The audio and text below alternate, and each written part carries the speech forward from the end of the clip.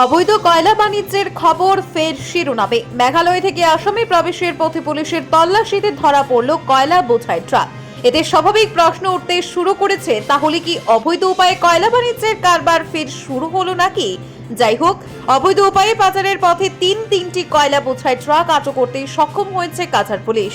এরই সঙ্গে দুই চালককে আটক করা হয়। জানা গেছে, বুধবার দিগরখাল কালাইনছড়া স্থিত টোল গেটে নাকা চেকিং চলাকালীন সময়ে RJ23GC5150, RJ23GB6923 এবং RJ23GC2543 নম্বরের তিনটি কয়লা বোঝাই ট্রাক আটক করেন কর্তব্যরত পুলিশ কর্মীরা। এরই সঙ্গে দুই ট্রাক চালক যথাক্রমে রাজস্থানের বছর 25-এর দাতার সিং রাজপুত এবং একই রাজ্যের বয়স 33-এর হরপাল সিং জটকে আটক করা হয়।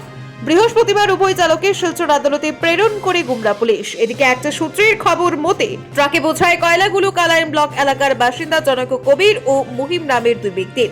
তবে এ নিয়ে পুলিশের তরফে কিছু জানা যায়নি।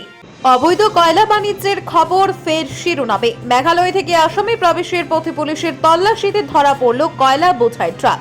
এতে স্বাভাবিক প্রশ্ন উঠতে শুরু করেছে, তাহলে কি অবৈধ উপায়ে কয়লা বাণিজ্যের কারবার ফের শুরু হলো নাকি?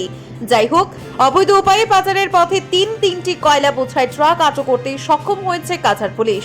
এরই সঙ্গে দুই চালককে আটক করা হয়। জানা গেছে, বুধবার দিগরখাল কালাইনছড়া স্থিত টোল গেটে নাকা চেকিং চলাকালীন সময়ে RJ23GC5150, RJ23GB6923 এবং RJ23GC2543 নম্বরের তিনটি কয়লা বোঝাই ট্রাক আটক করেন কর্তব্যরত পুলিশ কর্মীরা। এরই সঙ্গে দুই ট্রাক চালক যথাক্রমে রাজস্থানের বছর 25-এর দাতার সিং রাজপুত এবং একই রাজ্যের বয়স 33-এর হরপাল সিং জটকে আটক করা হয়। বৃহস্পতিবার উভয় চালককে শিলচর আদালতে প্রেরণ করে গুমরা পুলিশ। এদিকে একটা সূত্রের খবর মতে, ট্রাকে বোঝায় কয়লাগুলো কালাইন ব্লক এলাকার বাসিন্দা জনক কবির ও মুহিম নামের দুই ব্যক্তির। তবে এ নিয়ে পুলিশের তরফে কিছু জানা যায়নি। ব্যুরো রিপোর্ট, আজকের বরাক।